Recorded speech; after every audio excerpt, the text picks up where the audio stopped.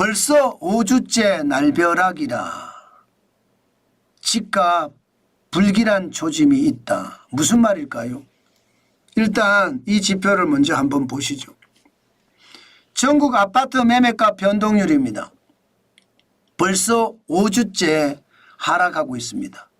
2024년 11월 18일부터 아파트 값이 떨어지기 시작하더니 이번 주 12월 16일 이번 주도 떨어졌습니다. 그런데 낙폭을 늘렸습니다. 0.01%가 시작이었다면요. 지금 0.03%까지 떨어졌어요. 굉장히 빠른 속도로 떨어지고 있죠. 야, 이것을 보니까 시장에서는요. 결국은 집값이 떨어질 모양이다 이렇게 예상을 합니다. 그도 그럴 것이 12월이잖아요. 비수기입니다. 1월도 비수기고 비수기에다가 경기가 나쁜 게 여기 하나 덮쳐 있습니다. 여기에 비상계엄과 탄핵 정국까지 같이 겹쳐 있어요. 그러니까 악재가 이렇게 켜켜이 쌓여 있다는 뜻이. 켜켜이 쌓여 있으니까 사람들이 안 움직이는 거예요. 이게 떨어질 거라고 예상을 하고 말입니다. 그러니까 집값이 전국 집값은 계속 5주 연속 하락하고 있습니다. 또한 말입니다. 또한 수도권 아파트도 이제 지난주가 0.00%였거든요. 이번 주도 0.00%입니다. 보합을 유지한다는 거죠. 지난 8월 12일만 하더라도 0.18% 올라가고 9월 9일에도 0.15% 올라갔는데 수도권 아파트 매매가 변동률은 결국 보합을 기록하고 있다는 뜻입니다. 그럼 서울은 어떻게 됐을까요? 서울도 마찬가지입니다. 낙폭을 상승폭을 굉장히 줄였습니다. 2024년 12월 16일 현재를 보면 0.01 올라갔습니다. 지난주는 0.02가 올라갔거든요. 39주 연속 상승을 하고 있지만 지난 8월 12일 0.32%까지 올라갈 때에 비하면 굉장히 많이 떨어졌죠. 물론 말입니다. 이 지표들이 과거 2022년 12월 26일 마이너스 0.74 2023년 1월 2일 마이너스 0.67 이렇게까지는 가지 않을 겁니다.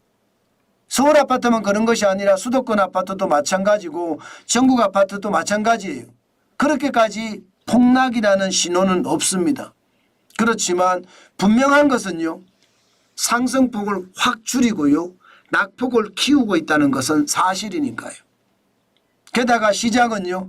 앞으로 낙폭을 더 줄인다 그렇게 생각을 합니다.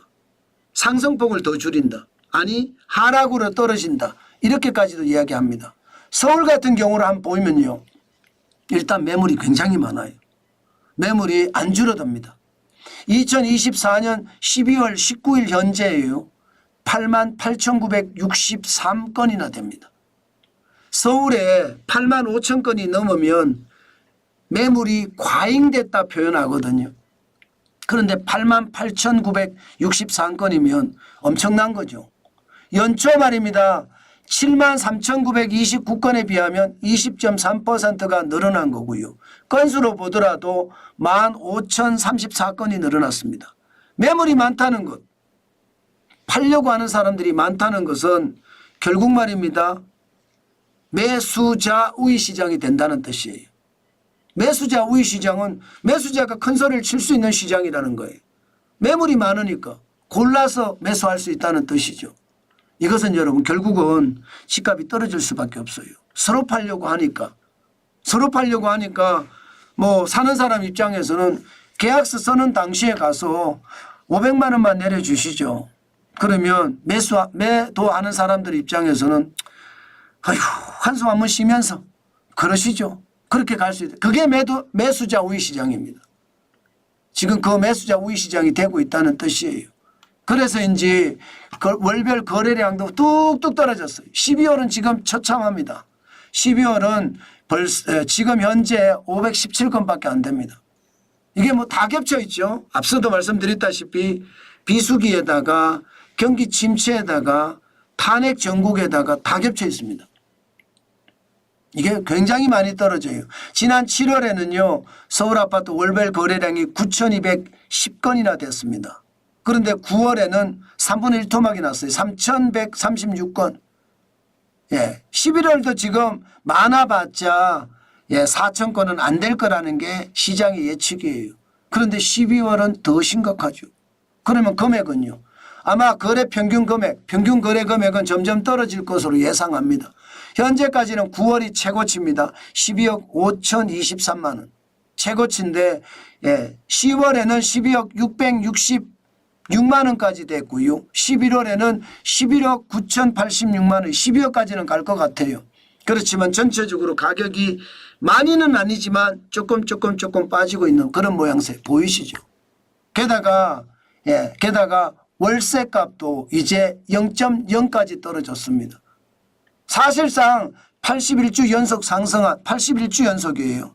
81주면 52주가 일반적으로 1년이잖아요. 그러면 81주면 1년하고도 6개월 이상 계속 상승하다가 이제 0.00으로 멈춰서기는 했습니다. 그러니까 전체적으로는 집값이 조금 더 빠질 수 있다. 이게 불길한 조짐이란 뜻입니다.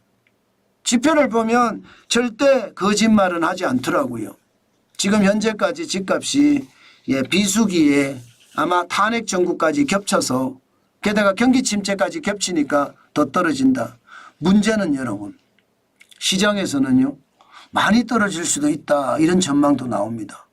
많이 떨어질 수도 있다. 무슨 얘기냐고요. 이게 탄핵 정국이 길어지잖아요. 길어지면 실제로 박근혜 대통령 때 집값이 떨어졌거든요. 많이 떨어졌습니다. 1% 이상 떨어졌습니다. 그러니까 이게 윤석열 대통령의 탄핵 정국도 길어질 가능성이 있잖아요. 그 바람에 더 떨어질 가능성이 있다. 적어도 앞으로 3개월간은 집값이 과거하고는 다른 모양새를 나타낼 거다. 이렇게 얘기합니다. 때문에 여러분 시장 우리는 철저하게 봐야 될 것 같습니다. 요즘 같을 때는 진짜 철저하게 봐야 될 것 같아요. 게다가 이게 진짜 애매한 게 분명히 탄핵 정국에서 집값은 떨어져요. 그런데 탄핵이 인용이 되잖아요. 그러면 집값이 또 어떻게 될지 모릅니다. 왜냐하면 좌파 쪽에서 권력을 잡을 때는 집값이 다 올라갔거든요. 문재인 정부 때도 많이 올라갔죠. 노무현 정부 때도 많이 올라갔거든요. 좌파 쪽에서 집권을 하면. 우파 쪽에서 집권하면 집값은 안정성을 가져갑니다. 그래서 탄핵이 기각이 된다면 또 다른 모습을 보이기 때문에 아마 요즘 집을 사는 데 있어서는요.